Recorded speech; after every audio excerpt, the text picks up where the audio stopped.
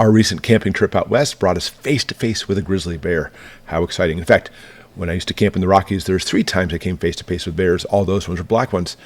And our actions around the bears will determine if we survive, just like prepping. In fact, you may be prepping to go out into the woods or wilderness, and this video is for you. Because not only are we going to talk about bears and what you need to do to be able to recognize and be able to be safe around bears, but two-legged predators too. Because we find that some of the things you do with the bears are the things you should be doing with people as well. Because there's lots of problems out there when it comes to predators. Let me put it that way. So we obviously want to watch this video and keep safe. But before we talk about the two-legged critters, let's talk a little bit about the bears. And the different type of bears, like a grizzly or brown bear, will determine what you do. You better lay down. In fact, if they're not attacking you, the best thing you can do is slowly back away. And don't do any eye contact. Don't look them straight on, but slowly back away. He's looking at us. Yeah. Okay, guys, slowly back away. But if the bear charges, and that's what I was watching for, you need to lay down, face down, and put your hands to protect your head and neck.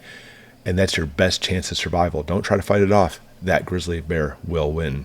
But if it's a black bear, if the bear is black, be ready to fight back. In fact, your best bet with black bears, they don't want to mess with you typically. So if you make a lot of noise, even when you're hiking or something like that, it's a better chance that they're going to run off in the first place. So you don't have to actually encounter that black bear. And if the bear is all white, like a polar bear, well, sorry, good night. So for those of you who plan on bugging out onto an Arctic expedition, obviously it's not going to be anything we encounter, but polar bears are nothing to mess with. They are definitely the most lethal. We're not going to even talk about panda and koala bears. That's the worst of the bunch. I say that tongue in cheek. All right, so what do we do to protect yourself from bears and the two-legged predator specifically? Number one is bear spray, like this one right here. Works amazingly well. This is the number one lifesaver, by the way. Studies show that the bear spray works far more than firearms. But if you do carry a firearm, you have to have a large stopping power caliber. You can't simply just do like a little pew-pew and off you go. It won't work. Now, bear spray also works great on people, just saying. The bear spray, however, puts it into a big cloud. That isn't necessarily the best thing to work on a person, but it can work. And just like if you use pepper spray incorrectly, by the way, it is illegal. You can't simply just spray someone with bear spray and everything's just fine. So that's something you have to truly look at to make sure that you're, at least if we're not talking about crap to the fan, you have the legal ramifications set aside. Pepper spray is the best thing if you want with a person, because the way the stream works, it's a better concentrated stream toward your individual. And like this one right here, for example, this, in my opinion, is the best one you can get when it comes to pepper spray. And I'll link them both below. Anything else too, by the way, so you can pick these things up. I highly recommend you get the pepper spray. People talk about get wasp spray. So let's say you have an intruder attacker coming against you. You have a big can of wasp spray. I don't recommend it. Wasp spray, by the way, is not an irritant necessarily to the wasp's eyes, to think of it that way. It literally attacks their nervous system, but not your nervous system or your attacker's nervous system. So it is not the best thing to have by any means. Not to mention the wasp spray, the best thing about it is it goes like quite a few feet, but it's a very, very fine direction. So if we're talking about an attacker or intruder veers off that path, it's going to be more difficult to hit your target. No, I certainly would go with the pepper spray. It makes it much easier. Another thing too is noise deterrence. Again, for bears, it's like I talked about with like a black bear, if you're hiking or singing as you walk down the path, that's what we used to do when we hiked in the Rockies. You sing, that way the bears hear you and take off. Again, 3 times it didn't work. They were right in front of us. And having a noise deterrent is good. In fact, even getting an air horn to help scare off a black bear can work. What about a person? If you're talking about not crap hits the fan, you're talking about like you're in a city, yes, having a loud, audible alarm is a good thing. And I'll link one below, because what they want to do is they want to attack you for whatever reason, steal something or, other reasons. And drawing attention to them will often make them run away. So noise deterrence obviously is a good thing before they even get too close. Now, when it comes to camping, tent camping, or the perimeter on your house, motion detectors are the key. That's what you want to go with. And there's 2 ones I'm going to look at. The first one are these owl detectors. I mentioned these before, and I use these all the time. I actually have 2 different sets. One set for my house and one set for when we go camping. And what's neat is the actual owl alarms, you can turn on different sensor sounds for every single different sensor.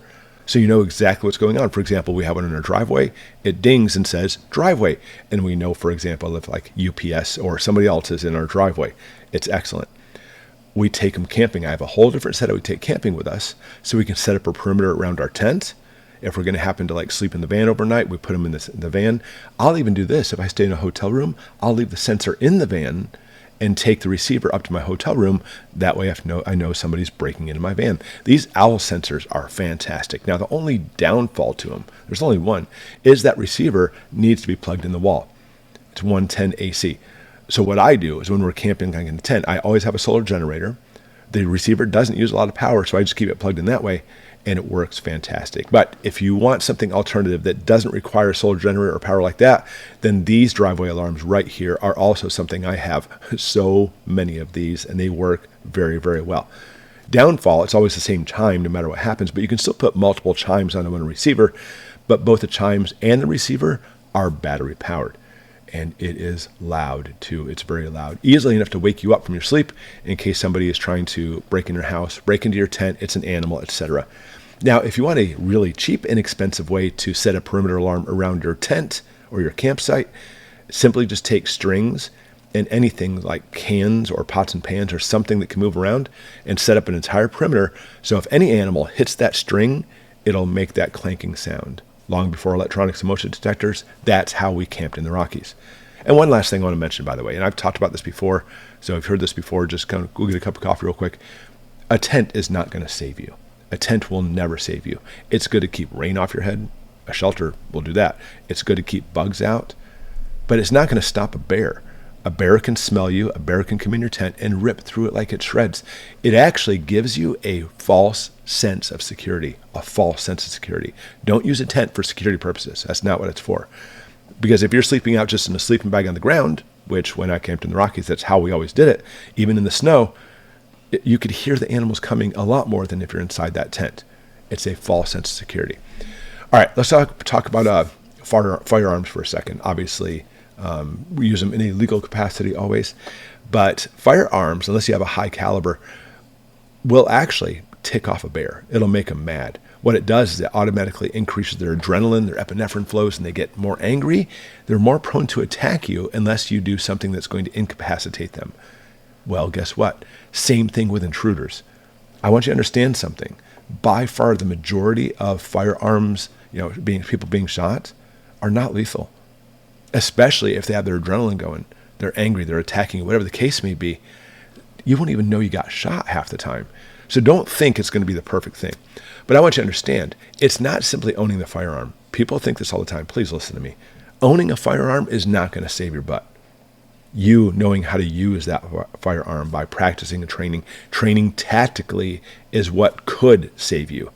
I'm not even saying it will, but it definitely gives you a better chance of not having one. But just owning it, don't watch Hollywood guys where like, and it's perfect shot every single time. It's not that easy. You must train with that firearm. Because guess what? Somebody breaking in your house, like a bear, or a person breaking in your house, they're not going to be standing there like a paper target. You're not going to be standing there. You're going to be ducking for cover. They're going to be moving. You're going to be moving. Your adrenaline will be flowing. You'll be breathing heavy. All these things will come into play. You'll get tunnel vision. All hinder your ability to shoot properly or accurately. Keep that in mind. You must train like this because when the time comes, it's going to throw you off. All right, number 5, food and camp setup for your house and your campground. So I mentioned before that up in the Tetons and Yellowstone and such, we had the giant bear vaults to keep all your food in. We were tent camping, but we had our van. We just kept it locked in our van because it attracts the bears. They want to come in and they eat your food. They get used to you. You become food. Well, guess what? Intruders are the same way. You have a neighbor. You give them food. They get used to you. You are their food supply. Don't let them know you have a food supply to begin with. I know you want to be nice to your neighbors. Handing out food that's solely up to you, but you're going to be causing more problems. So in a tent, you got to keep the food away from the bears so they don't smell it. But you also have to not let people know that you're a prepper and keeping food. This is so important because they will become violent and take your food. You have to understand. Cooking it too outside, like having a grill, you're announcing to everybody you have extra food. So think of ways to be able to prepare your food or cook your food without that smell going outside.